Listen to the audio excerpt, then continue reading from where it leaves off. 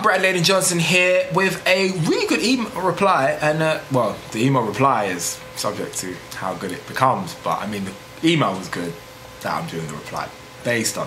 Question about chicken. Hey, okay, so you said about 23 grams of protein per chicken breast. I didn't say that. I said about 23 grams of protein per 100 grams of uncooked raw chicken, but I like your thinking. Now, my question is, if I eat 2 chicken breasts in one sitting, again, I refer you to the previous math, is it a waste of protein? Because I heard the body absorbs only a limited amount of protein per hour or 2. Is that true? Hope to hear back from you. Thanks. Okay, the answer to this question, I have to be careful with it because it kind of is true and kind of is not. Let's assume we're talking about 50 grams of chicken, yeah? 50 grams of chicken, 50 grams of protein in a meal, whatever it is, because it doesn't matter if it's chicken or not.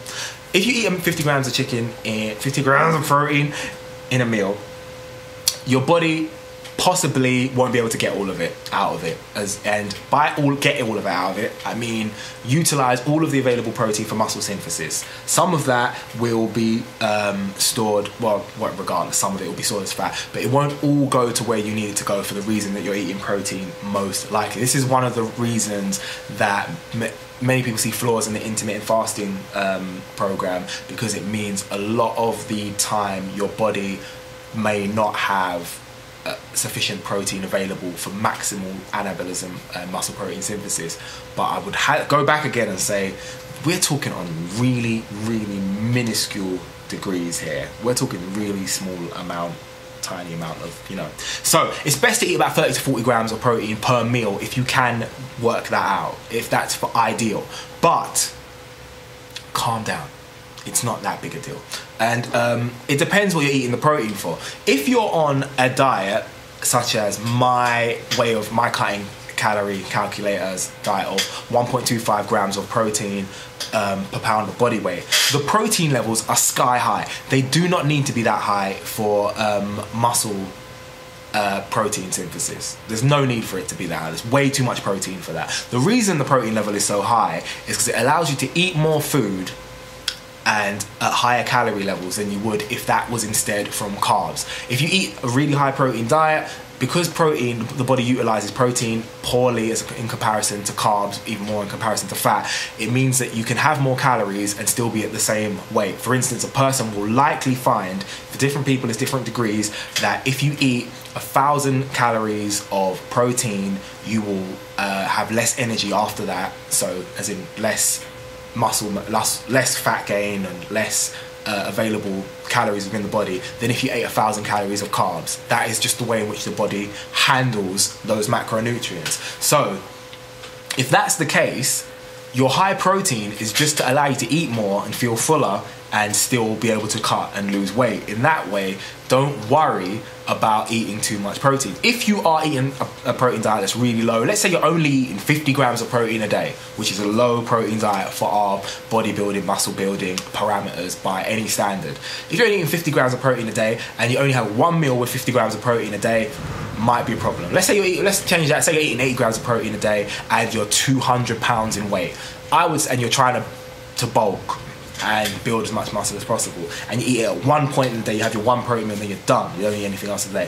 I would say that is a significantly worse utilization of your day's protein than if you had a breakfast of 40 and a dinner of 40, or even better, space it out in 20s throughout the day. It would be less, it'd be worse for anabolism and for muscle protein synthesis to eat in one batch than it is to space it throughout the day. That has been shown in studies. I don't have any to hand because I'm not that kind of guy. I got better things to do with my time, but I've seen this information. This is fairly well understood and not really up to that for that much debate. Spreading out your protein is generally better, but we're talking about really minuscule degrees. Now, the other thing here that I want to bring up is one of my team members, Team Badge, mentioned to me recently that a friend told her she shouldn't eat too much protein in one sitting because the body can't process that much protein into muscles and it turns into toxins, which is easily stored as body fat.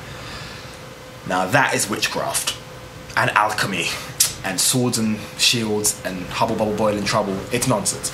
That does not happen. Your body utilizes protein, it can only utilize a certain amount of protein in a certain given space of time. It is not magically perfect at building muscle. So if you feed it too much protein in one take, it will take as much of it can and build muscle from it, break it down into amino acids and put the amino acids to work in order to create new muscle fibers. But some of it will say, well, I can only make muscle fibers so quickly, so it will turn it to fat. In the same way that anything you ever eat is turned to fat, in the constant cycle of turning things to fat and breaking the fat down for energy that goes on throughout your body at every second. Right now, I am building muscle fibers, burning fat, and breaking down muscle fibers. Just doing this is breaking, some muscle fibers are getting destroyed from this. Couple, and they're having to be rebuilt.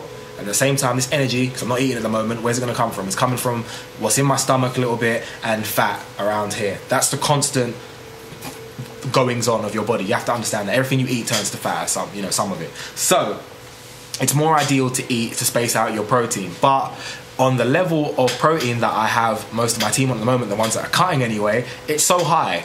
Don't worry about it. You're going to be getting more of the protein than they need. So if you need, let's say for mathematics sake, you need 100 grams of protein per day, right?